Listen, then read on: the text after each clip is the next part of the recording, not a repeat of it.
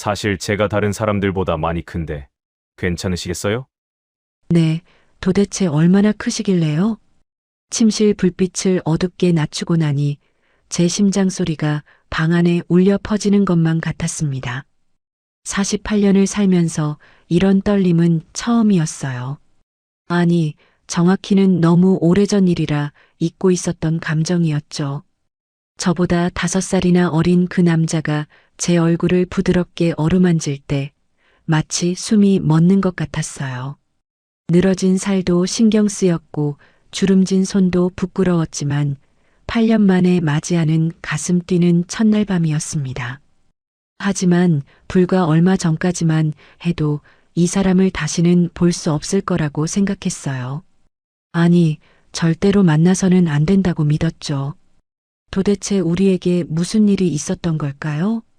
오늘 여러분께 매일 똑같았던 제 일상을 완전히 흔들어 놓았던 그날의 이야기를 들려드리겠습니다. 본격적으로 시작하기 전에 영상 오른쪽 아래 구독, 좋아요 눌러주세요. 모두 무료입니다. 제 이름은 이경희. 올해 나이 48입니다. 경남 통영의 한 작은 어촌 마을에서 작은 횟집을 운영하고 있어요. 남편을 바다에서 잃고 홀로 이 자리를 지킨 지 벌써 8년째네요.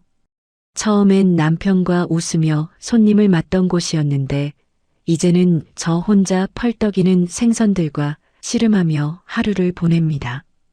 새벽 오시면 알람 소리에 눈을 뜹니다.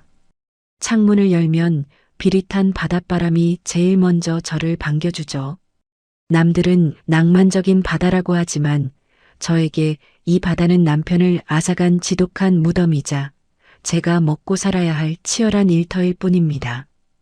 부엌으로 나가 물 한 잔 마시고 장화부터 신습니다. 수족관 물때를 닫고 갓 잡아올린 생물들을 정리하다 보면 어깨가 끊어질 듯 아파와요. 아이고, 이놈의 어깨. 혼잣말이 습관이 됐습니다. 대답해줄 사람이 없으니까요. 아침 10시쯤 가게 문을 열고 손님을 맞습니다. 사장님, 오늘 회 싱싱해요? 묻는 손님들에게 억지 미소를 지어 보이지만 사실 제 마음은 늘 텅 비어 있습니다. 배불리 먹고 나가는 손님들의 뒷모습을 보며 횡한 가게에 홀로 남겨질 때면 지독한 마음에 허기가 밀려옵니다. 이 배고픔은 밥을 먹는다고 채워지는 게 아니더라고요. 장사가 끝나고 밤 9시 가게 셔터를 내릴 때가 제일 싫습니다. 철렁거리는 쇳소리가 마치 제 인생이 닫히는 소리 같거든요. 집으로 돌아가는 길은 짧지만 가로등 불빛 아래 비치는 제 그림자가 유난히 길고 쓸쓸해 보입니다. 현관문을 열면 반겨주는 온기 하나 없는 차가운 공기.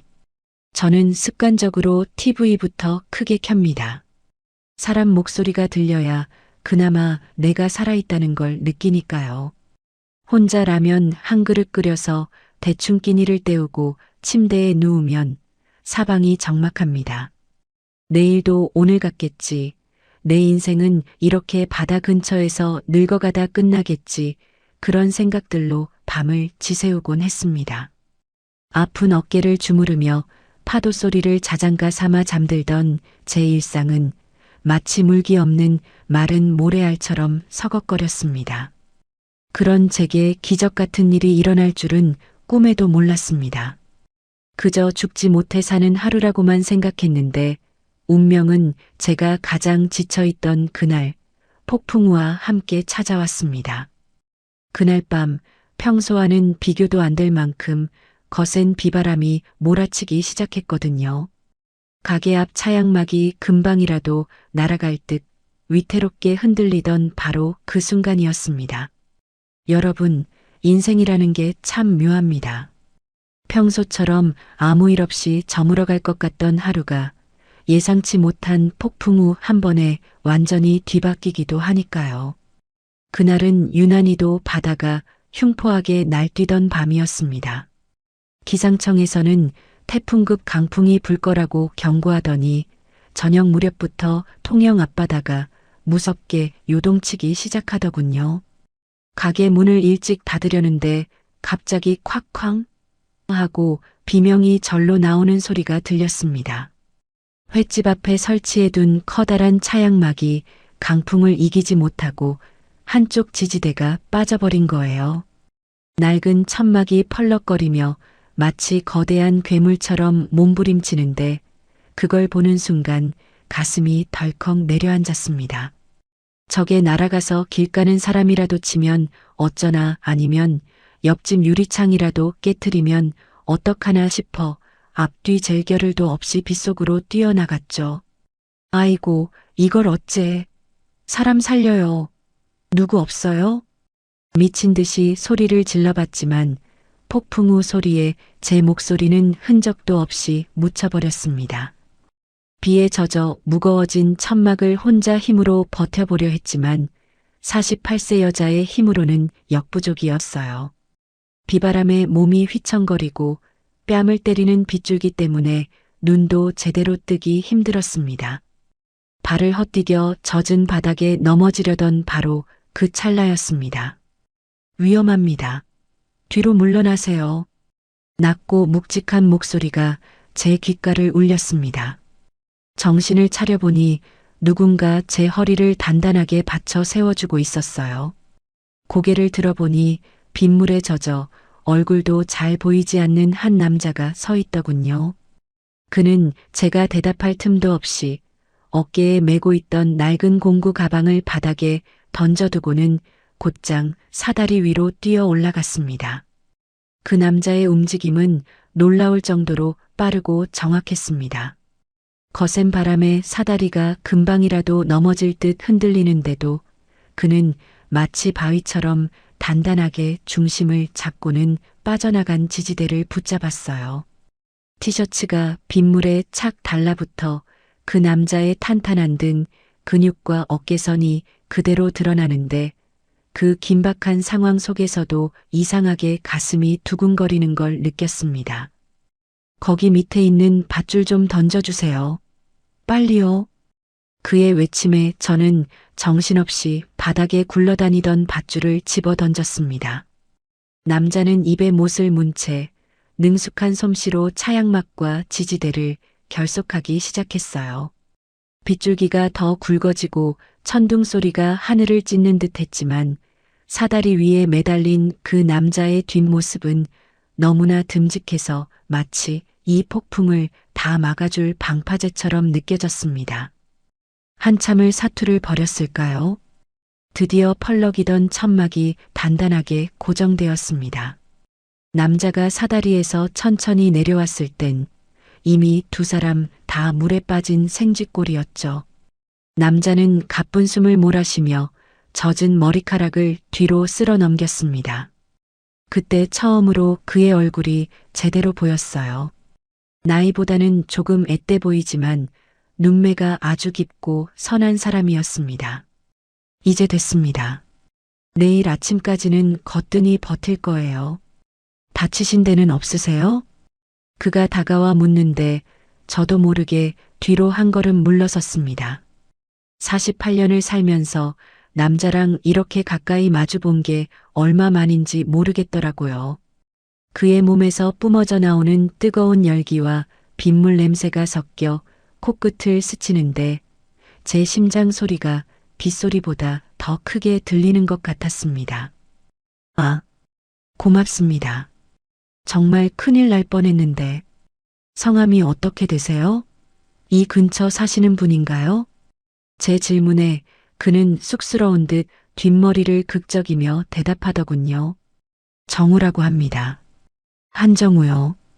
마을 아래쪽 목공소에서 며칠 머물며 일을 돕고 있는 떠돌이 목수입니다. 지나가다 아주머니가 위험해 보여서 그만. 떠돌이 목수라니. 어쩐지 손놀림이 예사롭지 않다 싶었습니다. 알고 보니 그는 저보다 5살이나 어린 43이었습니다. 통영 바다에 아무 연고도 없이 흘러들어온 외지인이었죠. 빗물에 젖어 떨고 있는 저를 보더니 정우 씨는 자기 겉옷을 벗어 제 어깨에 덮어주었습니다. 날이 찹니다. 들어가서 따뜻한 물로 씻으세요. 저는 이만 가보겠습니다. 남자는 쿨하게 돌아서려 했지만 저는 차마 그를 그냥 보낼 수 없었습니다. 이 폭풍우 속에 갈 곳이 마땅치 않아 보이는 그 남자의 젖은 어깨가 자꾸 눈에 밟혔거든요. 저는 염치불고하고 그의 소매를 붙잡았습니다. 정우 씨, 저기, 비가 너무 많이 와서 지금은 못 가요. 잠시 가게 안에서 비라도 피하고 가세요. 따뜻한 차라도 한 잔 대접하고 싶어서 그래요. 망설이던 정우 씨는 이내 고개를 끄덕이며 가게 안으로 들어왔습니다. 적막하기만 했던 제 횟집에 낯선 남자의 묵직한 발소리가 울려 퍼지는 순간이었습니다. 그날 밤 횟집 조명 아래 마주 앉은 두 사람 사이에는 묘한 기류가 흐르기 시작했죠. 하지만 저는 그때까지만 해도 몰랐습니다. 이 무뚝뚝해 보이는 남자가 제 인생의 삐걱거리는 문들을 하나하나 고쳐줄 사람이 될 줄은요. 정우 씨는 다음날 아침 비가 그친 뒤에도 제 주변을 맴돌며 생각지도 못한 행동들을 하기 시작했습니다.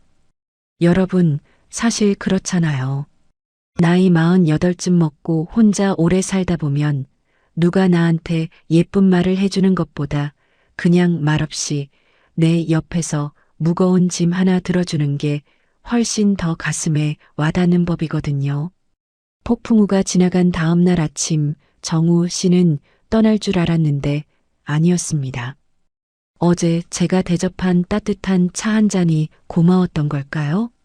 그는 아침 일찍 공구 가방을 메고 다시 저희 가게를 찾아왔어요. 어제 보니까 수조문이 잘 안 닫히더라고요. 바닷바람에 경첩이 다 녹슬어서 그래요. 인사도 하기 전에 정우 씨는 횟집 앞 수조 앞에 떡하니 자리를 잡고 앉았습니다. 그러더니 기름통이랑 사포를 꺼내서 녹슨 경첩을 닦아내기 시작하는 거예요. 아이고, 정우 씨. 바쁜 사람 붙잡아 두는 것 같아서 미안해요. 이거 제가 사람 불러서 고치면 되는데. 제가 손사래를 쳤지만 그는 들은 채도 안 했습니다. 사람 부르면 다 돈인데 뭘 그러세요? 금방 합니다. 무심하게 툭 내뱉는 말투였지만 그 손길만큼은 얼마나 섬세하던지요. 사포질 한 번에 녹가루가 떨어져 나가고 기름칠 몇 번에 삐걱거리던 문이 부드럽게 열리는데 제 마음속에 녹슨 문구멍까지 닦아내는 기분이었습니다. 정우 씨는 알고 보니 그냥 목수가 아니더라고요. 예전에 큰 건설 현장에서 특수설비 기사로 일했다는데 그래서인지 기계며 전기며 못 고치는 게 없었습니다. 수조문을 고친 정우 씨는 이제 아예 팔소매를 걷어붙이고 수조 청소까지 돕기 시작했습니다. 횟집 하시는 분들은 아실 거예요. 이 수조 이끼 닦는 게 얼마나 중노동인지요. 허리를 구부리고 한참을 닦다 보면 허리가 끊어질 듯 아픈데 정우 씨는 그 넓은 수조 안을 말끔하게 비워내고는 구석구석 박박 문질러 닦아냈습니다. 그 남자의 젖은 티셔츠 위로 드러난 탄탄한 등 근육이 움직일 때마다 저는 저도 모르게 마른 침을 삼켰습니다. 48년을 살면서 이런 근육질의 남자가 제 일터에서 땀을 흘리며 일하는 모습은 정말 처음이었거든요. 남편이 있을 때도 이런 대접은 못 받아봤던 것 같아요. 수조 바닥에 낀 지저분한 이물질들을 거침없이 걷어내는 그 손길이 제 인생의 찌꺼기들까지 다 치워주는 것만 같아 묘하게 안심이 되었습니다. 정우 씨, 땀 좀 닦고 하세요. 여기 수건요. 제가 수건을 건네자 그는 거친 손으로 수건을 받아들며 제 손끝과 살짝 스쳤습니다. 그 순간 제 심장이 덜컥 내려앉는 줄 알았어요. 거칠고 단단한 남자의 손마디가 제 부드러운 살결에 닿았을 때의 그 생경한 느낌. 8년 동안 잊고 살았던 그 감각이 온몸으로 퍼지는데 얼굴이 화끈거려서 고개를 들 수가 없었습니다. 정우 씨는 참 말이 없었습니다. 사장님, 이거 고쳤습니다. 이거 옮길까요? 이런 짧은 말들 뿐이었죠. 하지만 그 과묵함이 오히려 더 든든하게 느껴졌습니다. 텅 비어 있던 제 가게 안을 정우 씨의 묵직한 존재감이 가득 채우기 시작했거든요. 혼자서 낑낑대며 옮기던 무거운 생선 박스들을 그가 한 손으로 번쩍 들어 옮겨줄 때 저는 비로소 느꼈습니다. 아, 내 옆에 누군가 있다는 게 이런 거구나 하고요. 낡아서 덜컹거리던 출입문 손잡이도 전구가 나가서 어두컴컴했던 주방 조명도 정우 씨의 손을 거치니 새 것처럼 반짝였습니다. 그는 생색 한 번 내지 않았습니다. 그저 묵묵히 마치 자기 일인 양 제 공간을 보듬어 주었죠. 그가 다녀간 자리에는 항상 기분 좋은 온기가 남았습니다. 적막하기만 했던 제 횟집이 그가 내는 망치 소리와 드릴 소리로 활기를 띠기 시작한 거예요. 저녁 무렵 모든 일을 마친 정우 씨의 이마엔 땀방울이 송골송골 맺혀 있었습니다. 저는 고마운 마음에 뭐라도 더 해주고 싶어 발을 동동 굴렀죠. 평소엔 혼자 대충 때우던 저녁이었지만 그날은 유난히 정성을 들여 상을 차리고 싶었습니다. 정우 씨 고생 많으셨는데 그냥 가시지 말고 저랑 저녁이라도 한 끼 해요. 제가 술은 잘 못 마시지만 시원한 막걸리라도 한 잔 받아올게요. 제 제안에 정우 씨는 잠깐 망설이는 듯 하더니 이내 땀을 닦으며 희미한 미소를 지어 보였습니다. 그 미소가 어찌나 담백하고 멋지던지 제 가슴은 또다시 주책맞게 방방 뛰기 시작했죠. 여러분, 사실 술이라는 게 참 신기하죠. 평소엔 입 밖으로 꺼내기도 힘들었던 무거운 이야기들이 차가운 술잔이 몇 번 오가다 보면 마법처럼 술술 풀려나오곤 하니까요. 그날 밤이 그랬습니다. 영업을 일찍 마치고 가게 뒤편 바다가 가장 잘 보이는 평상의 정우 씨와 마주 앉았습니다. 안주라고는 제가 급하게 부쳐낸 파전 한 접시와 싱싱한 멍게 몇 점이 전부였지만 우리 사이를 감도는 공기는 그 어느 때보다 진득했습니다. 정우 씨, 오늘 고생 많으셨어요. 한 잔 받으세요. 제가 조심스럽게 소주를 따르자 정우 씨는 두 손으로 잔을 받으며 낮게 목소리를 냈습니다. 감사합니다, 사장님. 투박한 손마디가 잔을 감싸는데 가로등 불빛 아래 비친 그의 얼굴이 평소보다 조금 쓸쓸해 보였습니다. 우리는 말없이 잔을 비웠습니다. 목을 타고 넘어가는 독한 술 기운이 차가운 밤 공기와 섞여 가슴을 뜨겁게 달구더군요. 두 잔, 세 잔. 술잔이 비워질수록 어색했던 침묵은 조금씩 허물어지기 시작했습니다. 먼저 입을 뗀 건 제가 아니라 정우 씨였어요. 사장님, 사실 저요, 여기 통영에 그냥 놀러 온 거 아닙니다. 도망치듯 내려온 거예요. 정우 씨의 그 한마디에 제 심장이 덜컥했습니다. 그는 술잔만 만지작거리며 말을 이었습니다.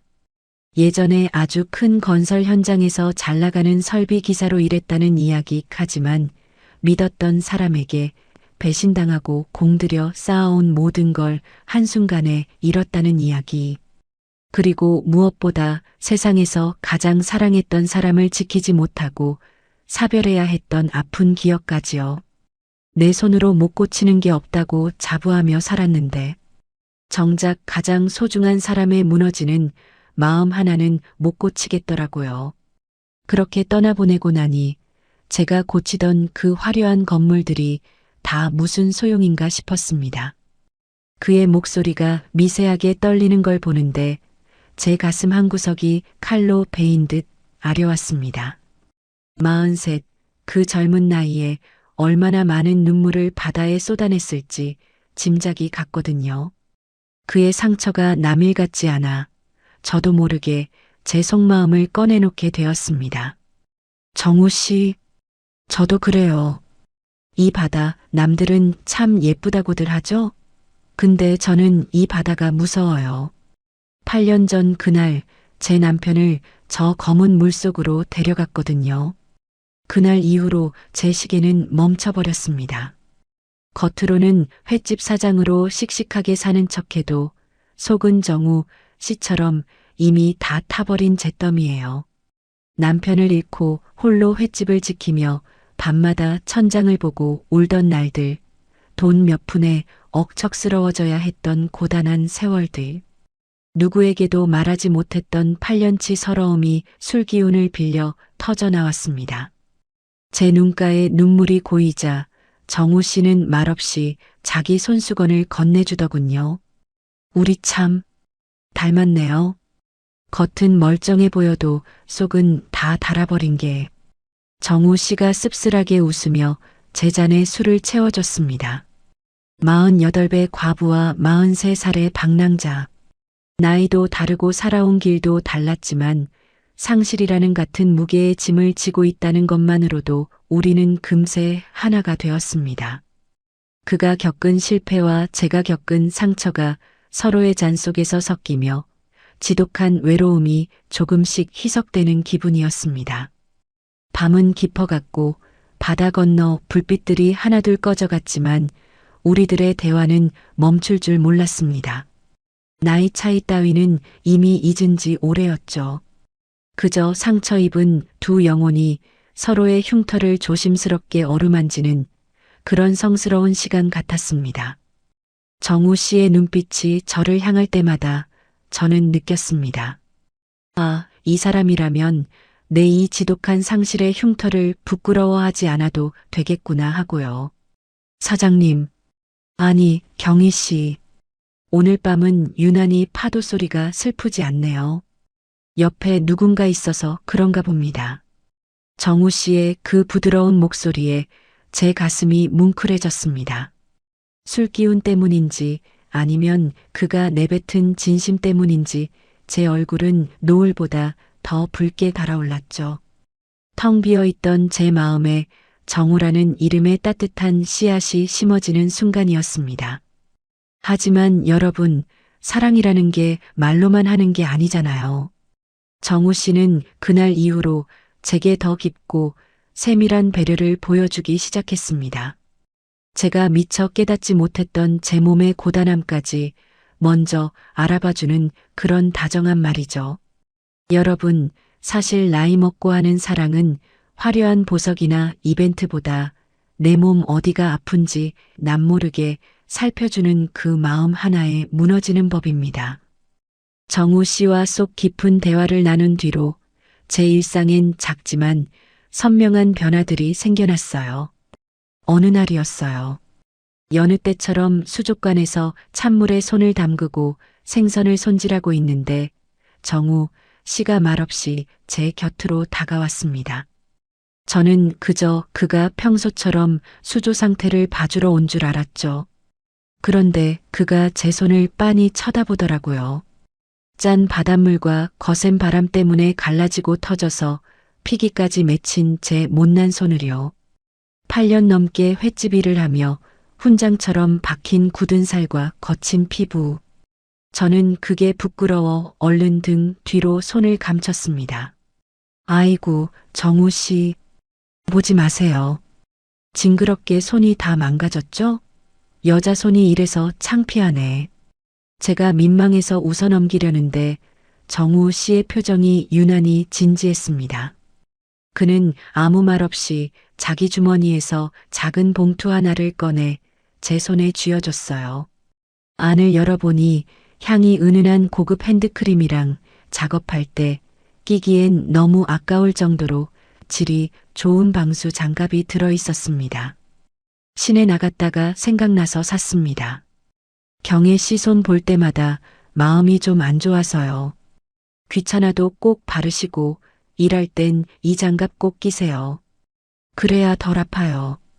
그 투박한 남자가 화장품 매장에 들어가 제 생각을 하며 핸드크림을 골랐을 모습을 상상하니 코끝이 찡해졌습니다. 나이 먹은 여자 손이 뭐가 예쁘다고 이런 걸 다 하고 중얼거렸지만 가슴속에선 뜨거운 게 울컥 올라오더군요. 남편 떠나고 누구 하나 제 손이 부르텄는지 어깨가 결리는지 물어봐주는 사람이 없었거든요. 그 핸드크림을 발랐을 때 퍼지던 은은한 꽃향기가 마치 제 메마른 삶에 봄이 온 것 같은 착각마저 들게 했습니다. 저는 그 고마움을 그냥 넘길 수 없었습니다. 정우 씨가 목공소에서 대충 끼니를 때운다는 말을 들었을 때부터 줄곧 마음이 쓰였거든요. 그날 저녁 저는 시장에서 제일 좋은 재료들을 골랐습니다. 정우 씨를 위해 제대로 된 진짜 밥상을 차려주고 싶었거든요. 커다란 냄비에 싱싱한 우럭을 듬뿍 넣고 직접 담근 고추장과 갖은 양념을 풀어 매운탕을 끓였습니다. 보글보글 끓어오르는 빨간 국물처럼 제 마음도 설렘으로 끓어올랐죠. 갓 지은 하얀 쌀밥에 정성 들여 만든 밑반찬들을 내놓으니 적막했던 횟집 식탁이 모처럼 풍성해졌습니다. 정우 씨, 맨날 밖에서 드시지 말고 오늘 여기서 저녁 먹어요. 선물 고마워서 제가 특별히 끓였어요. 정우 씨는 쑥스러운 듯 자리에 앉아 제가 건넨 매운탕 국물을 한 수저 떴습니다. 정말 맛있네요. 누군가 저를 위해 이렇게 정성껏 밥을 차려준 게 대체 얼마만인지 모르겠습니다. 그가 땀을 뻘뻘 흘리며 밥 공기를 비워내는 모습을 보는데 제가 다 배가 부르고 행복하더라고요. 그는 제 매운탕을 세상에서 가장 귀한 보약처럼 먹어줬고 저는 그가 선물한 장갑을 끼고 더 힘을 내서 일을 했습니다. 핸드크림과 매운탕. 어떻게 보면 참 소소한 것들이지만 우리에겐 그게 서로의 마음을 확인하는 가장 확실한 징검다리였어요. 이 사람이라면 내 아픔을 맡겨도 되겠다. 이 여자라면 내가 평생 지켜주고 싶다는 마음이 그 작은 배려들 속에 싹트고 있었던 겁니다. 시간이 흐를수록 우리는 서로의 가게와 작업실을 자연스럽게 오가는 사이가 되었습니다. 이제는 눈빛만 봐도 상대가 무엇을 원하는지 알 수 있을 만큼 각별한 연정이 깊어졌죠. 하지만 여전히 우리는 서로를 사장님과 정우 씨라고 부르며 조심스러운 거리를 유지하고 있었습니다. 이 설레는 감정이 진짜 사랑인지 아니면 잠시 스쳐가는 외로움의 신기루인지 확신이 필요했거든요. 그러던 어느 날 밤 유난히 달빛이 푸르게 빛나던 밤이었습니다. 장사를 마치고 정우 씨와 나란히 마을 외곽의 등대 언덕길을 산책하게 되었죠. 철썩이는 파도 소리가 유난히 가깝게 들리고 은은한 달빛이 우리 두 사람의 그림자를 하나로 겹쳐놓던 그 밤, 드디어 오랫동안 가슴속에만 담아두었던 그 고백의 순간이 찾아왔습니다. 이제 제가 먼저 용기를 내보려 합니다. 8년의 긴 겨울을 끝내고 이제는 이 남자의 손을 잡고 찬란한 봄으로 걸어 나가고 싶었거든요. 정우 씨의 넓은 어깨 옆을 걷고 있는데 제 가슴은 터질 듯이 뛰기 시작했습니다. 여러분, 사실 이 나이 먹고 나 당신 좋아해요라는 말을 내뱉는 게 얼마나 어려운 일인지 아실 겁니다. 혹시나 상대방이 나를 이상하게 보지는 않을까? 나의 이 쭈그러진 진심이 비웃음을 사지는 않을까? 그 고민만으로도 밤잠을 설치게 되거든요. 하지만 그날 밤 등대 언덕으로 향하는 길목에서 마주한 달빛이 너무도 투명해서였을까요? 제 가슴속에 꽉 차 있던 말들을 더는 가두어둘 수가 없었습니다. 언덕 꼭대기에 서서 저 멀리 일렁이는 밤바다를 내려다보는데 옆에 선정우 씨의 옆얼굴이 유난히도 단단하고 쓸쓸해 보였습니다. 8년 동안 제 곁엔 오직 시커먼 파도 소리뿐이었는데 지금 제 곁에는 따뜻한 체온을 가진 한 남자가 서 있다는 사실이 비현실적으로 느껴졌어요. 저는 떨리는 손을 감추려 옷자락을 꽉 쥐고는 바다를 향해 시선을 고정한 채 나직이 입을 뗐습니다. 정우 씨, 저요, 사실 오랫동안 제 인생에 다시는 불이 켜지지 않을 줄 알았어요. 남편 보내고 나서부터는 제 마음이 저 바다 밑바닥처럼 차갑고 어둡기만 했거든요. 그런데 정우 씨가 오고 나서 제 가게에 전구가 켜지고 녹슨 문이 부드럽게 열리는 걸 보면서 제 마음도 조금씩 같이 고쳐지고 있었나 봐요. 목소리가 떨려 나왔습니다. 정우 씨는 아무 말 없이 제 곁에서 바다만 바라보고 있었죠. 저는 용기를 내어 그를 돌아보며 말을 이었습니다. 염치 없는 소리인 거 알지만 이제는 혼자 파도 소리 듣는 게 무서워졌어요. 정우 씨랑 같이 있으면 그 소리가 무섭지 않고 오히려 자장가처럼 들려요. 정우 씨를 많이 의지하고 있고 또 좋아하는 것 같아요. 말을 끝내고 나니 심장이 입 밖으로 튀어나올 것만 같았습니다. 48살 먹은 여자가 5살이나 어린 남자에게 건네는 수줍은 고백. 정우 씨가 당황해서 뒷걸음질 치면 어쩌나, 이 어색한 침묵이 우리 사이를 영영 갈라놓으면 어쩌나 싶어 눈을 질끈 감았죠. 그런데 그 순간 제 차가운 손으로 뜨겁고 두툼한 손이 겹쳐졌습니다. 정우 씨였습니다. 그는 제 손을 부서질 듯 꽉 움켜잡더니 저를 똑바로 바라보며 묵직한 목소리로 대답했어요. 경희 씨, 그 말 제가 먼저 했어야 했는데 미안합니다. 사실 저도 통영 내려와서 떠돌이 생활 정리하고 싶다는 생각 경희 씨 보면서 처음 했어요. 낡은 횟집문을 고칠 때마다 제 인생에 어긋난 조각들도 제자리를 찾아가는 기분이었거든요.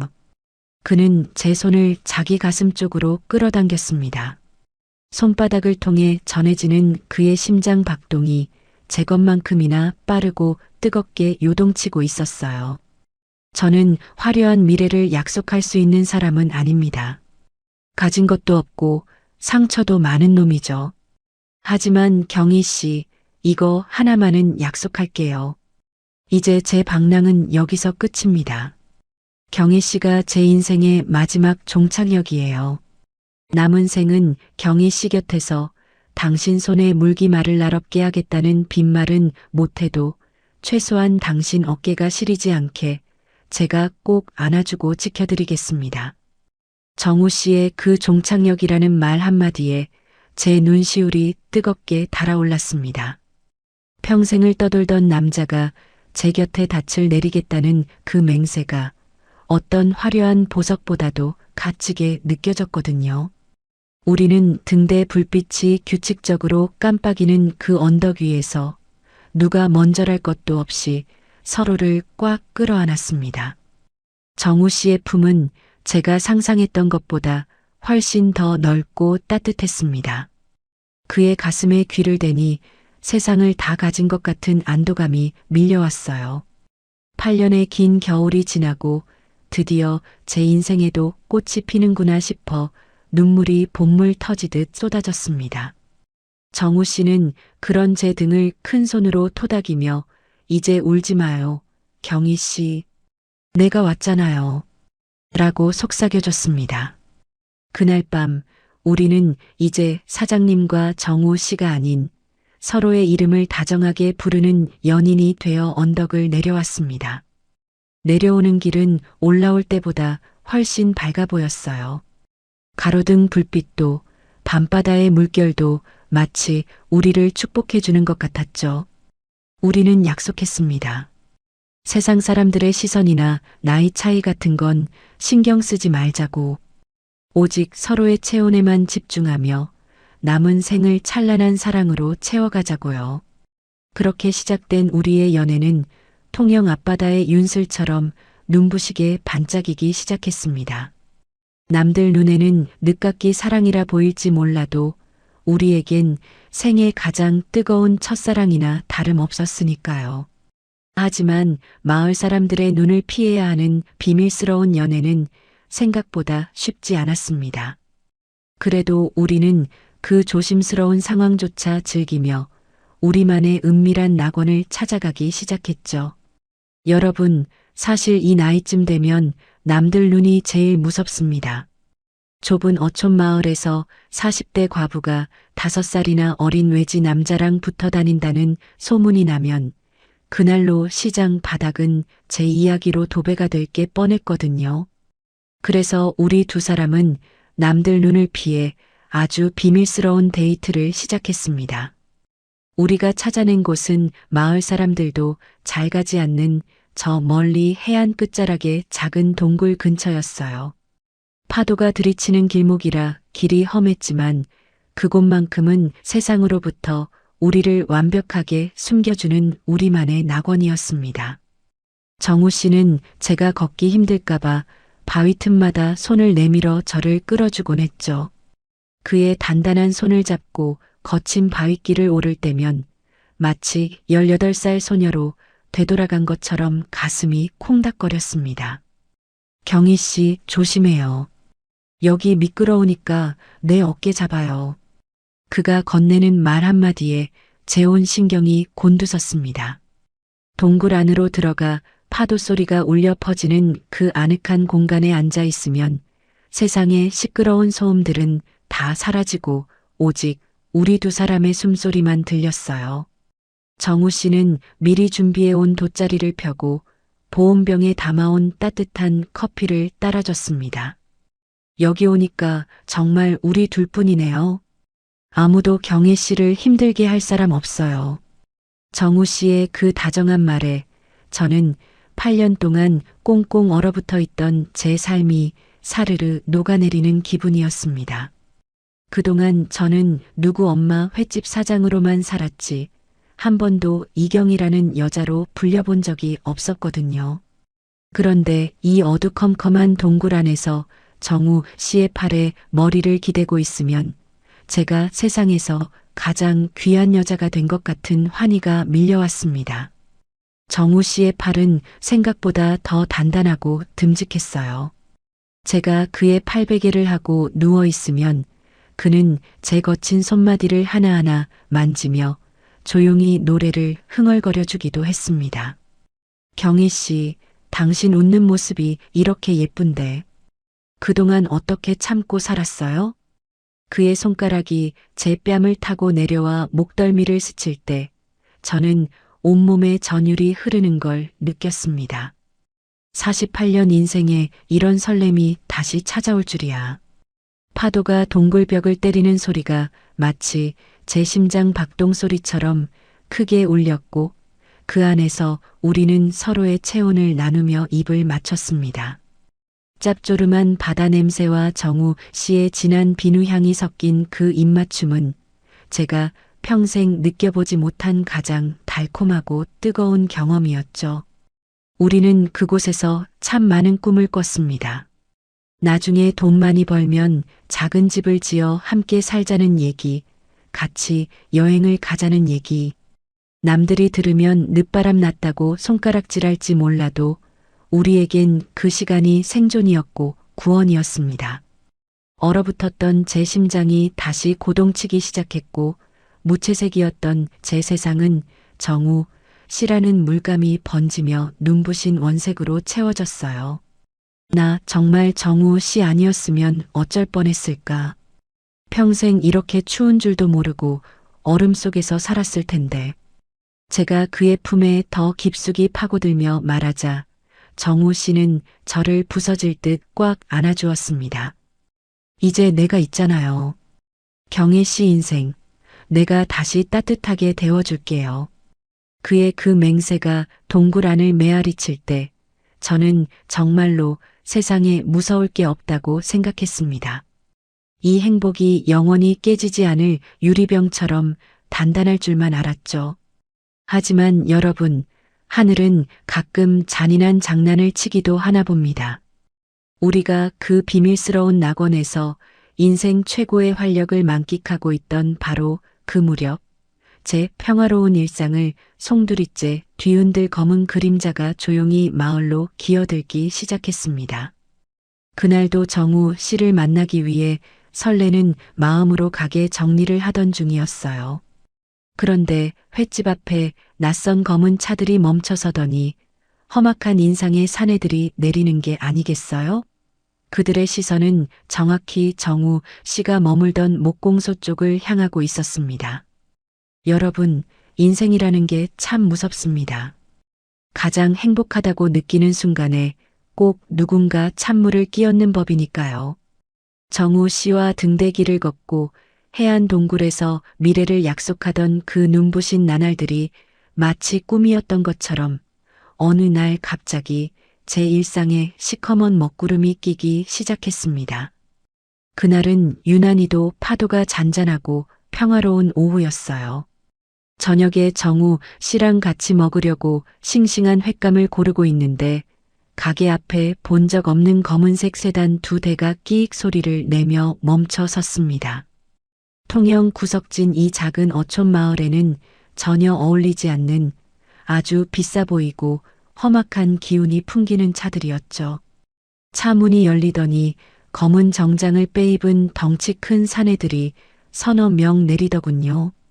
그들은 주변을 살피지도 않고 다짜고짜 정우 씨가 머물던 목공소 쪽으로 성큼성큼 걸어갔습니다.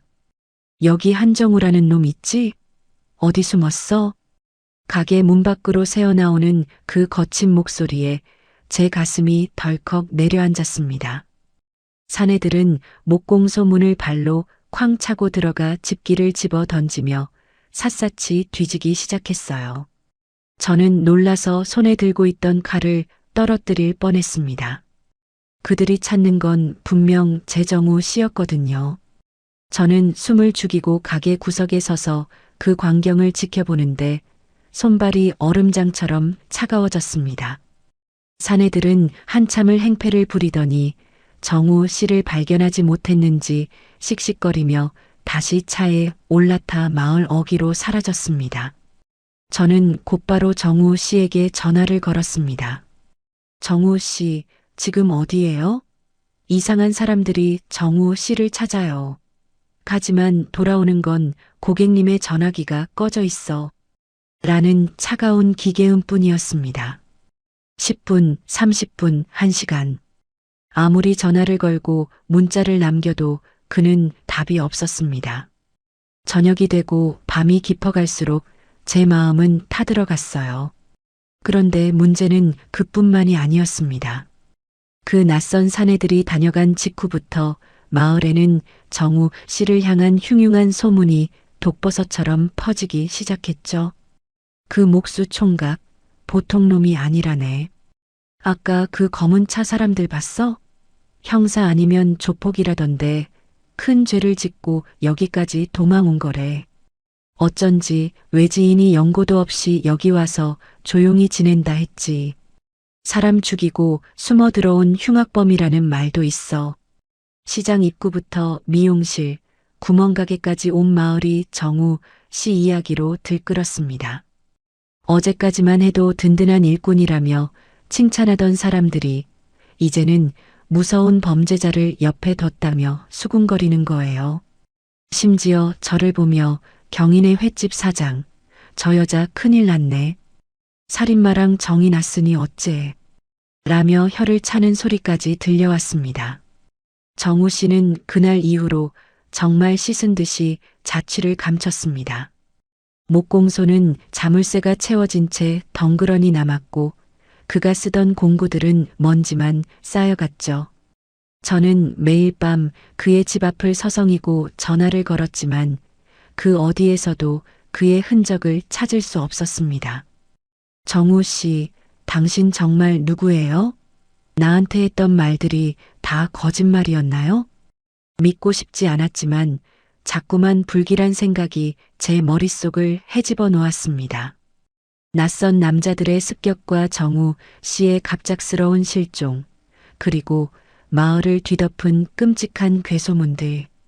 평생 느껴보지 못한 삶의 활력을 선물해 주었던 그 남자가 사실은 제 평온한 삶을 파괴하러 온 악마였을지도 모른다는 의심이 독처럼 퍼져나갔습니다.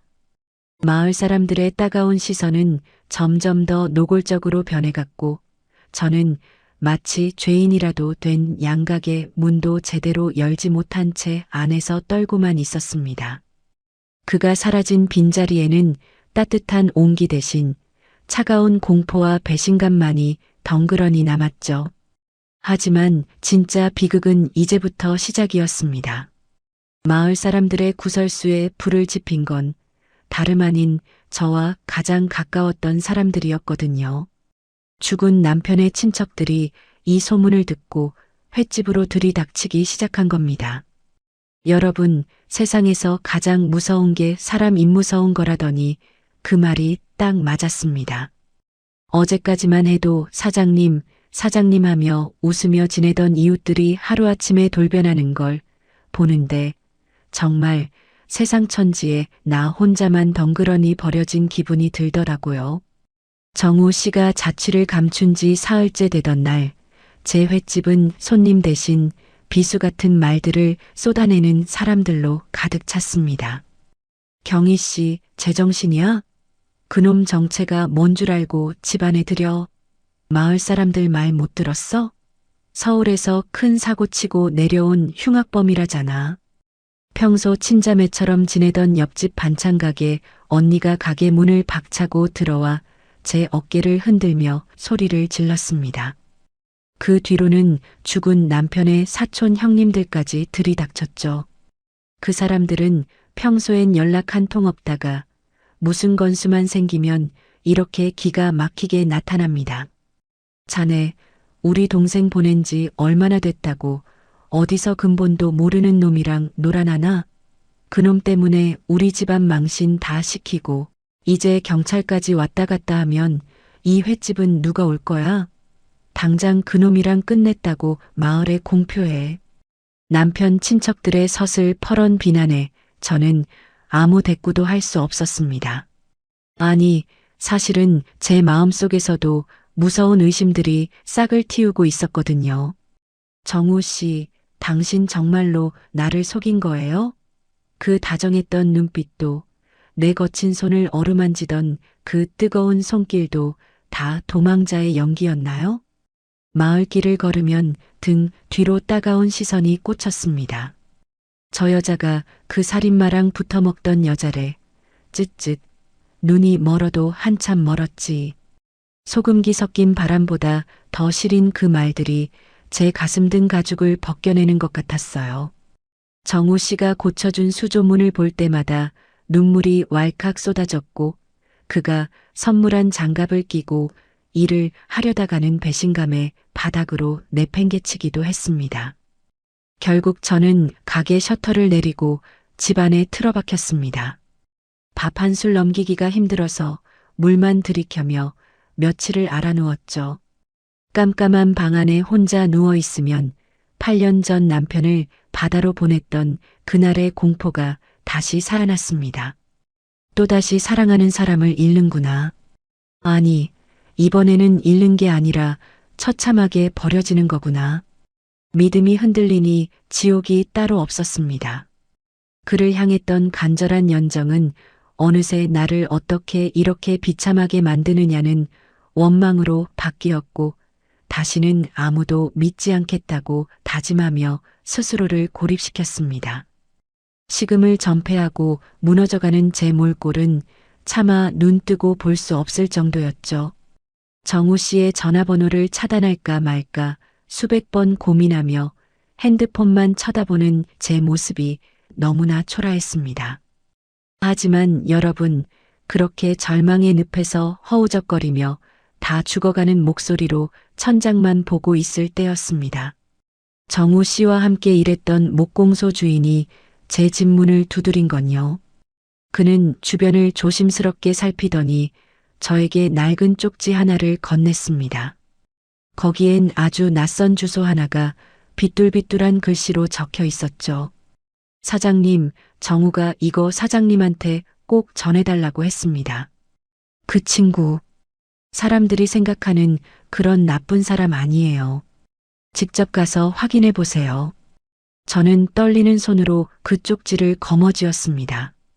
가슴 속에서 의심과 희망이 뒤섞여 미친 듯이 소용돌이쳤죠. 만약 이게 함정이라면? 만약 그곳에서 내가 알던 정우 씨가 아닌 진짜 흉악범의 모습을 보게 된다면? 만약. 하지만 저는 알아야 했습니다. 그가 왜 떠났는지, 그 검은 차들이 왜 그를 쫓았는지 말이죠. 그 길로 저는 헝클어진 머리를 대충 묶고 쪽지에 적힌 그 낯선 곳을 향해 달리기 시작했습니다. 통영의 끝자락, 인적 드문 낡은 창고 건물이 보이는 그곳에서 제가 마주하게 될 진실이 무엇인지도 모른 채 말입니다. 여러분, 사실 그 주소를 들고 길을 나설 때까지만 해도 제 마음은 지옥이었습니다. 발걸음은 무거웠고 머릿속은 온통 최악의 시나리오뿐이었죠. 정말 그 사람이 나쁜 짓을 저지른 도망자면 어떡하지?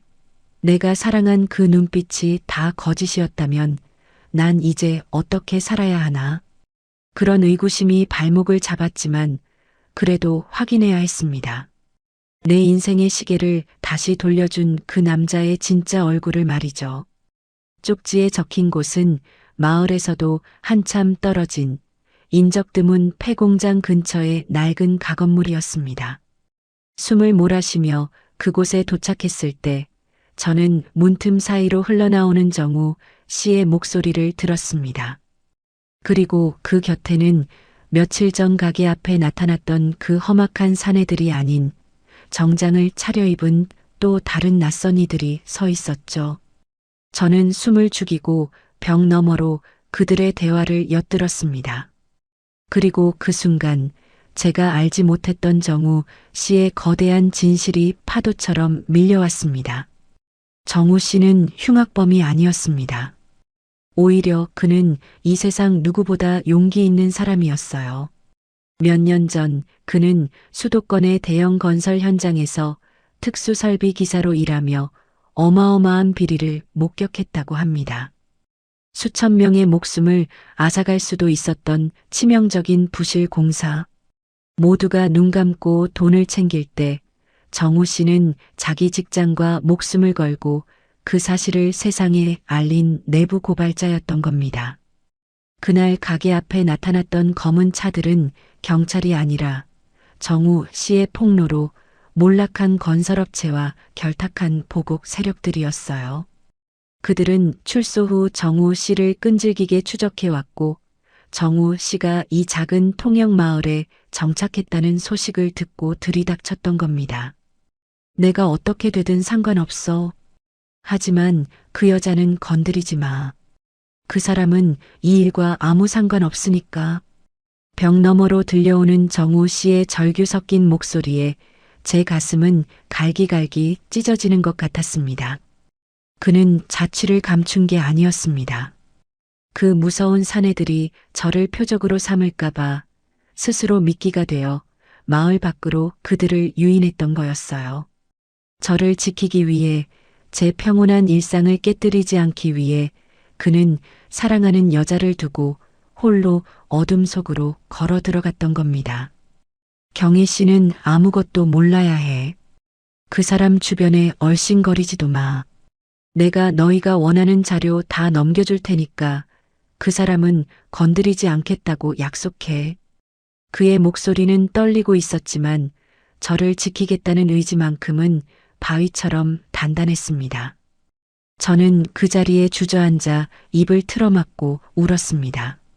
세상 사람들이 그를 흉악범이라 손가락질할 때, 이웃들이 저를 비웃을 때, 심지어 저조차 그를 의심하며 원망할 때도 정우 씨는 목숨을 걸고 저를 사랑하고 있었던 거예요.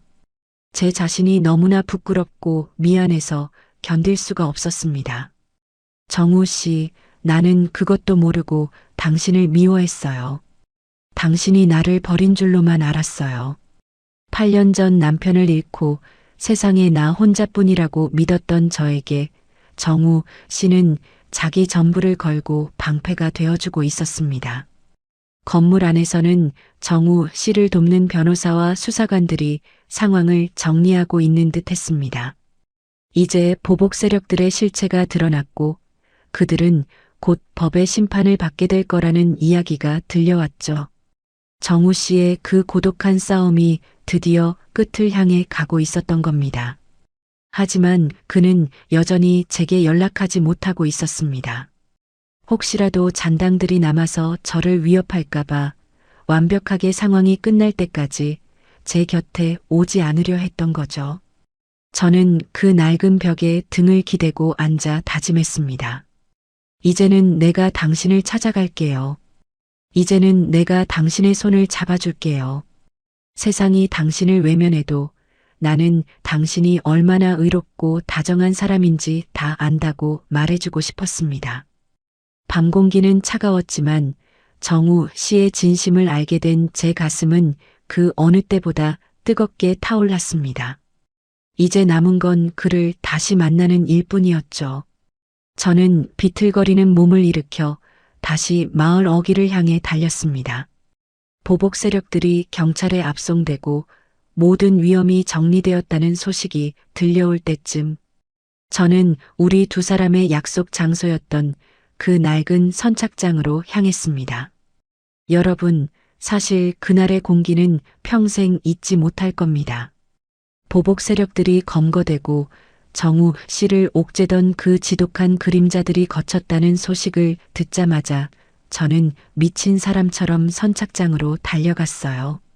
하늘에선 제 마음을 아는지 모르는지 차가운 빗줄기가 쏟아지기 시작했죠. 비에 젖어 앞이 잘 보이지 않았지만 상관없었습니다. 저 멀리 낡은 가로등 불빛 아래 비를 흠뻑 맞으며 서 있는 익숙한 실루엣이 보였거든요. 정우 씨, 제 목소리가 파도 소리에 섞여 터져 나왔습니다.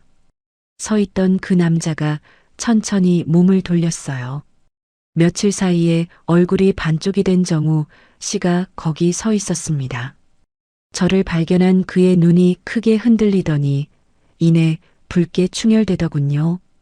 우리는 누가 먼저랄 것도 없이 서로를 향해 달렸습니다.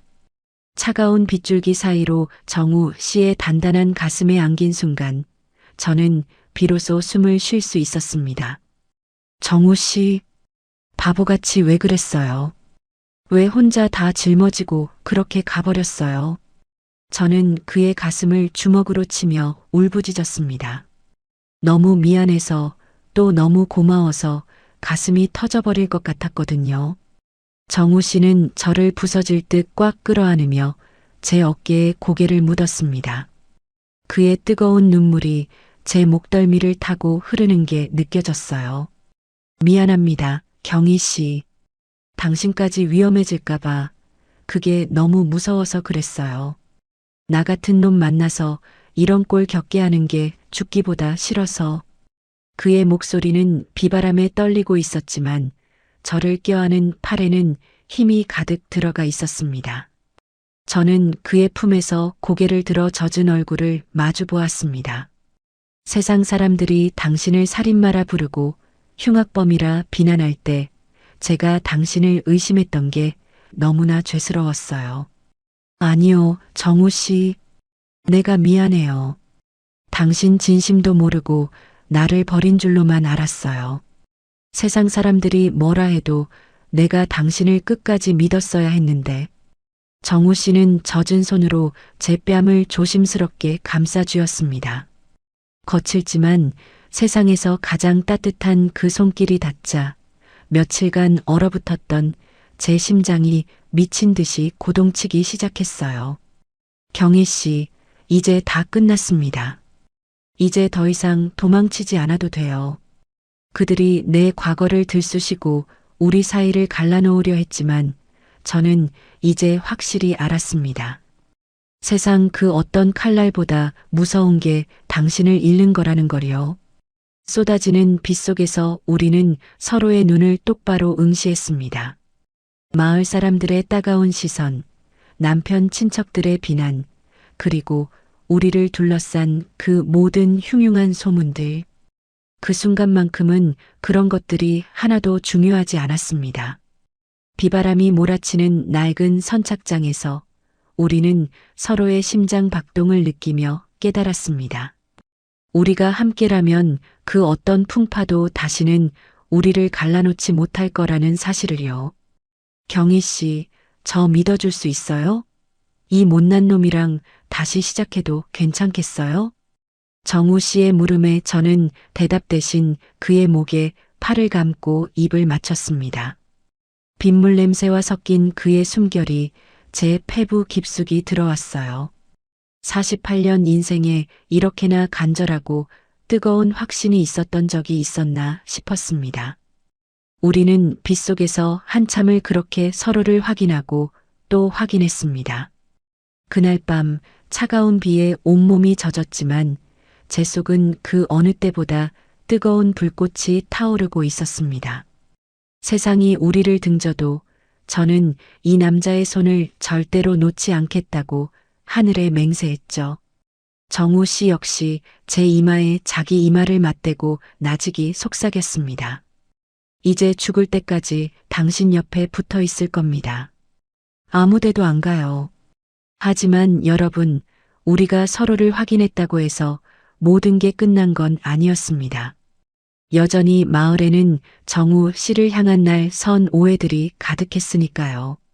이제는 우리가 숨지 않고 그 오해의 벽을 당당히 깨부술 차례였습니다.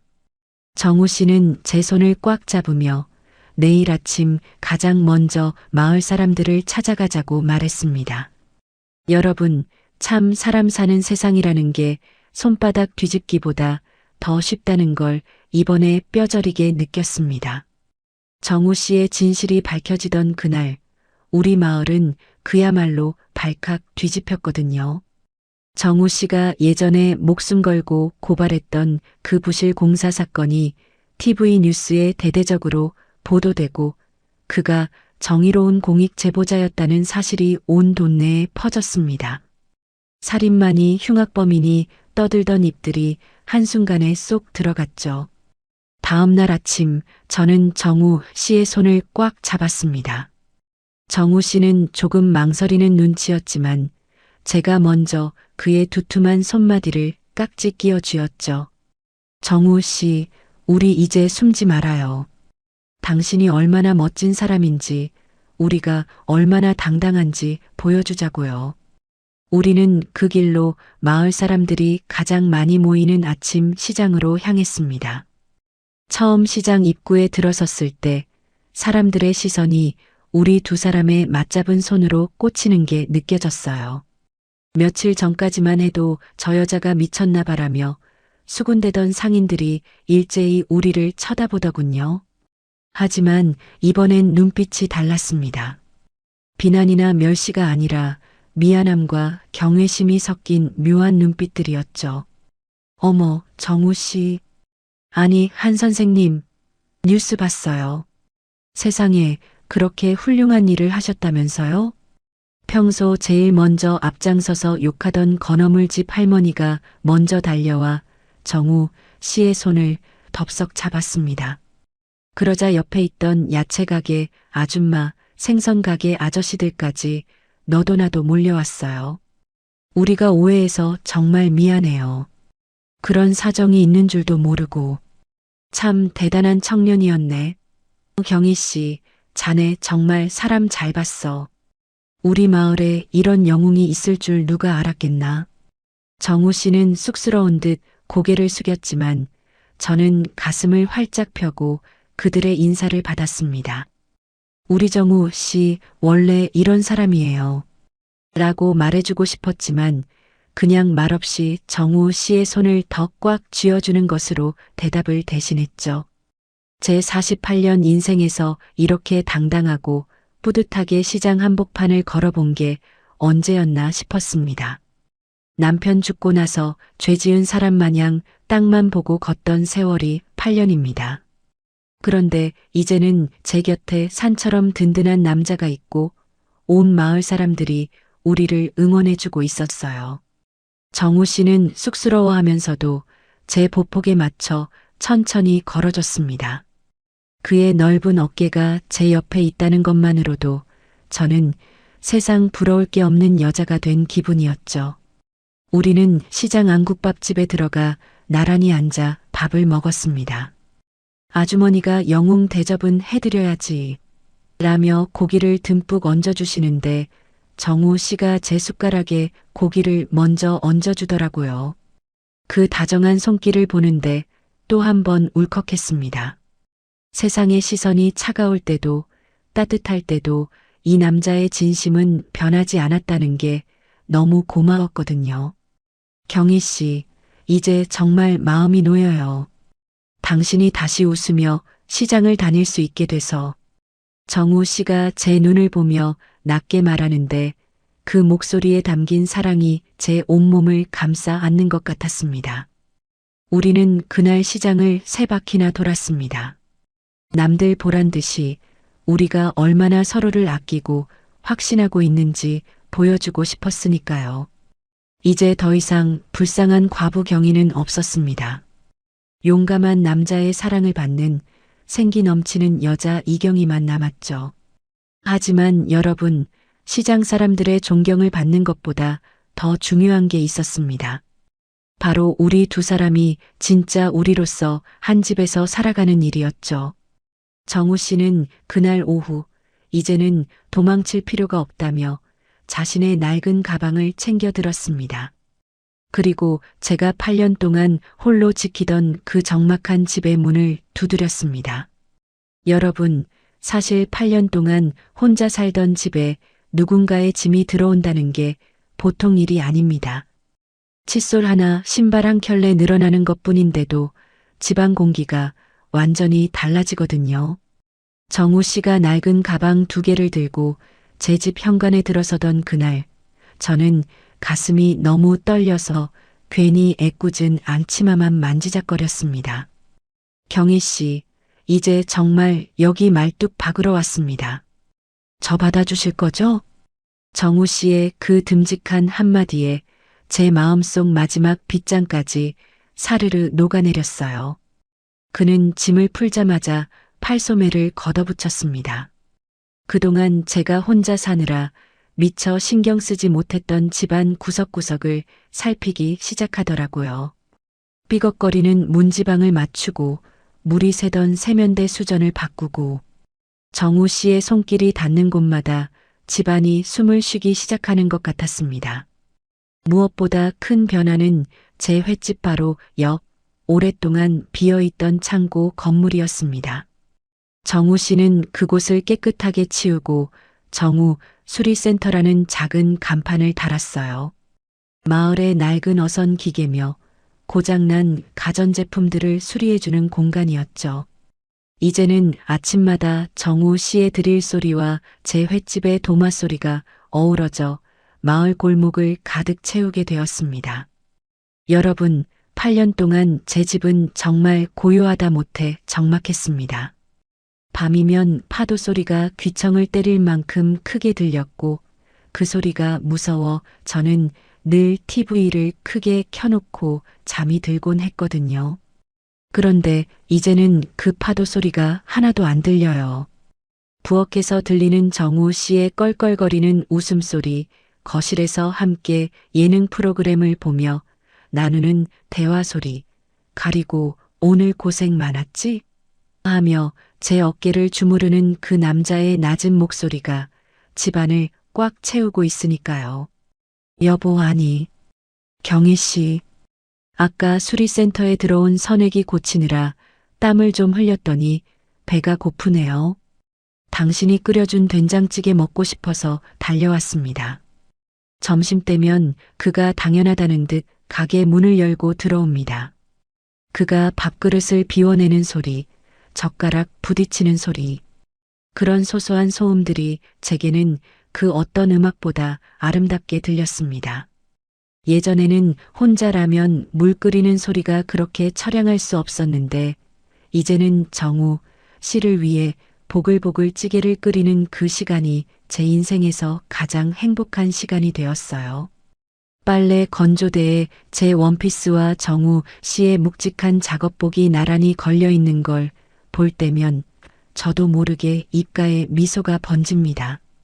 욕실에 놓인 면도기와 칫솔 2개를 보면서 아, 내가 진짜 혼자가 아니구나 하는 안도감을 느껴요. 8년의 긴 외로움 끝에 찾아온 이 활기가 너무나 소중해서 가끔은 이게 꿈인가 싶어 제 볼을 살짝 꼬집어 보기도 합니다. 밤이면 나란히 누워 서로의 하루를 공유합니다. 오늘은 어떤 기계가 속을 썩였는지, 어떤 손님이 회가 맛있다고 칭찬했는지, 별것도 아닌 이야기들의 맞장구를 치다 보면 시간 가는 줄을 몰라요. 정우 씨는 제 손목을 부드럽게 주무르며 이 고운 손, 내가 평생 아껴줄게요라고 말하곤 합니다. 그럴 때면 제 심장이 다시 48이 아니라 18소녀처럼 요동치죠. 하지만 우리 정우 씨 행동은 상남자 같아도 은근히 로맨틱한 구석이 있더라고요. 짐을 다 옮기고 집안이 어느 정도 정리되던 날 밤이었어요. 일을 마치고 돌아온 그의 손에 검은 비닐봉지가 아닌 아주 작은 비단 상자가 들려 있었습니다. 저녁을 먹고 마루에 앉아 밤바다를 보고 있는데 그가 제 옆으로 바짝 다가앉으며 제 손을 지그시 잡았습니다. 그의 눈빛이 평소보다 훨씬 진지하고 깊어 보였어요. 뭔가 큰 결심을 한 듯한 그 표정에 제 가슴은 다시 한번 미친 듯이 뛰기 시작했습니다. 여러분, 사실 48이라는 나이에 프로포즈니 청혼이니 하는 단어들을 입에 올리는 게 참 쑥스럽기도 합니다. 그 나이에 무슨 주책이야 할 사람들도 있겠지만 제 마음은 그 어느 때보다 뜨겁고 간절했거든요. 그날 밤 정우 씨가 제 옆에 바짝 다가앉았을 때 풍기던 은은한 나무 냄새와 차가운 금속 향기가 지금도 생생합니다. 정우 씨는 한참 동안이나 제 손을 만지작거리더니 주머니에서 작은 비단 상자를 꺼냈습니다. 상자 안에는 가게 조명을 받아 은은하게 빛나는 은반지 하나가 놓여 있었어요. 그런데 자세히 보니 기성품처럼 매끈한 게 아니라 누군가 정성껏 두드리고 깎아낸 흔적이 고스란히 남아 있더라고요. 이거 정우 씨가 직접 만든 거예요? 제가 놀라 묻자 정우 씨는 쑥스러운 듯 고개를 끄덕였습니다. 기성품은 경희 씨 손에 안 어울릴 것 같아서요. 며칠 동안 수리센터 구석에서 망치질 좀 했습니다. 세상에 딱 하나밖에 없는 거니까 모양이 좀 투박해도 제 마음이라고 생각하고 받아주세요. 그는 조심스럽게 제 오른손을 가져가더니 약지에 반지를 슬그머니 끼워 주었습니다. 8년 동안 비어있던 제 약지에 닿은 반지의 차가운 감촉이 신기하게도 가슴엔 뜨거운 불꽃으로 옮겨붙더군요. 반지는 제 손가락에 맞춘 듯이 딱 들어맞았습니다. 그가 제 손을 유심히 관찰하고 기억했다는 증거였죠. 경희 씨, 나이 차이도 나고 험한 일 겪게 한 못난 놈이지만 이제는 정말 당신 곁에 뿌리 내리고 싶습니다. 이 반지처럼 변하지 않고 평생 당신의 튼튼한 바람막이가 되어드릴게요. 비바람이 불면 내가 먼저 막고 파도가 높으면 내가 먼저 막아설게요. 나랑 여생을 함께 해주겠습니까? 정우 씨의 그 묵직한 고백이 제 가슴을 정면으로 때렸습니다.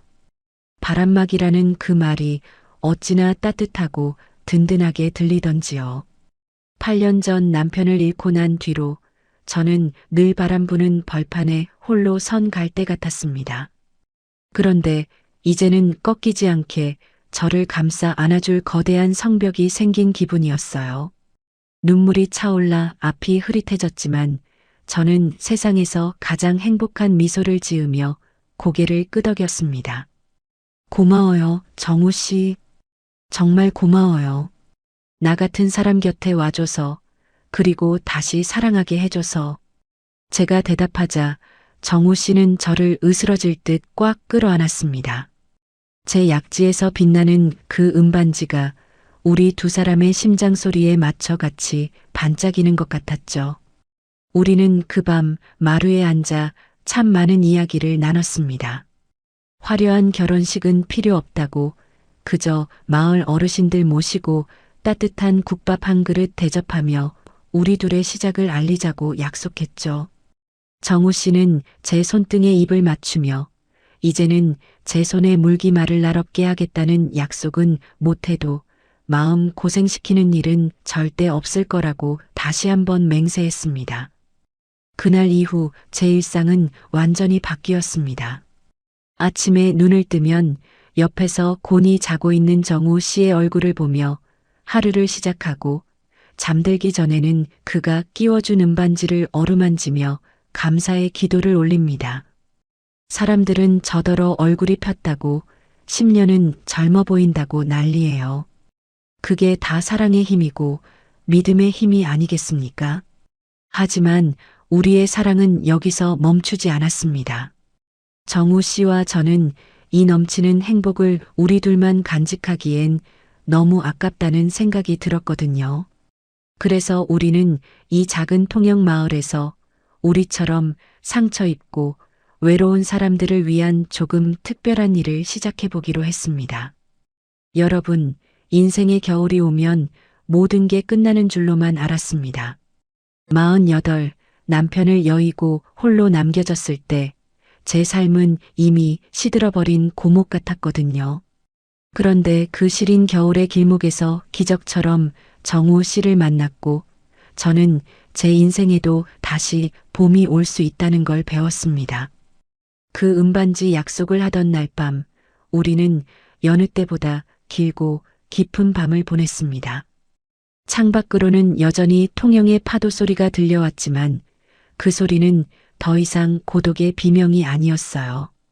정우 씨와 나란히 앉아 서로의 손을 맞잡고 있는데, 가로등 불빛 아래 비친 그의 얼굴에 패인 주름들이 눈에 들어오더군요. 그 주름은 정우 씨가 정직하게 살아오며 견뎌낸 풍파의 흔적이었고, 저를 지키기 위해 마음 졸였던 시간의 훈장이었습니다. 저는 떨리는 손으로 그의 눈가와 이마에 새겨진 주름을 하나하나 어루만졌습니다. 정우 씨 역시 제 거친 손마디와 눈가의 그늘을 보듬으며 속삭였죠. 경희 씨, 이 주름들이 참 예쁘네요. 우리가 얼마나 열심히 살아왔는지 말해주는 것 같아서요. 이제 이 고된 세월들 내가 다 안아줄게요. 그 말에 가슴속 깊은 곳에서부터 뜨거운 것이 울컥 차올랐습니다. 우리는 서로의 아픔을 숨기지 않았고 서로의 흉터를 부끄러워하지 않았습니다. 오히려 그 상처들이 있었기에 우리가 서로를 알아볼 수 있었음을 감사했죠. 그날 밤 우리는 생애 가장 뜨겁고도 아름다운 첫날 밤을 맞이했습니다. 젊은 날의 치기 어린 열정과는 비교할 수 없는 깊은 이해와 연민이 담긴 묵직한 사랑의 밤이었죠. 이제 제 횟집 수조는 정우 씨가 매일같이 닦아주어 눈이 부시게 깨끗합니다. 제 마음속에 끼어있던 외로움의 이끼들도 정우 씨의 다정한 손길에 다 씻겨 내려갔고요. 우리는 매일 아침 함께 눈을 뜨고 함께 바다를 보며 커피를 마십니다. 오늘도 잘 부탁해요. 정우 씨, 내가 더 잘할게요. 경희 씨. 이 짧은 인사가 우리에겐 그 어떤 화려한 연애 편지보다 달콤합니다. 여러분, 혹시 지금 인생의 추운 겨울을 지나고 계신가요? 이제 내 인생에 다시는 꽃이 피지 않을 거라고, 사랑 같은 건 사치라고 스스로를 가두고 계시진 않나요? 저를 보세요. 48배 과부였던 저도, 상처뿐인 도망자였던 정우 씨도 서로를 만나 다시 뜨겁게 타오르고 있습니다. 기적은 예고 없이 찾아오고 진심은 반드시 그 기적을 알아봅니다. 여러분의 삶에도 반드시 여러분만의 정우 씨가 혹은 경희 씨가 나타날 거라 저는 믿어 의심치 않습니다. 오늘 저와 정우 씨의 이 시리고도 따스한 사랑 이야기가 여러분의 마음속에 작은 온기가 되었기를 바랍니다. 이 이야기가 가슴에 와닿으셨다면 구독과 좋아요, 그리고 알림 설정까지 꼭 부탁드릴게요. 여러분의 따뜻한 댓글 하나하나가 저에게는 정우 씨가 건넨 핸드크림처럼 큰 위로와 힘이 된답니다. 여러분의 소중한 사연이나 오늘 이야기에 대한 느낌도 댓글로 많이 남겨주세요. 지금까지 통영 바다의 파도 소리를 닮은 뜨거운 황혼의 사랑 이야기였습니다. 여러분, 오늘도 사랑 가득한 밤 되세요. 고맙습니다.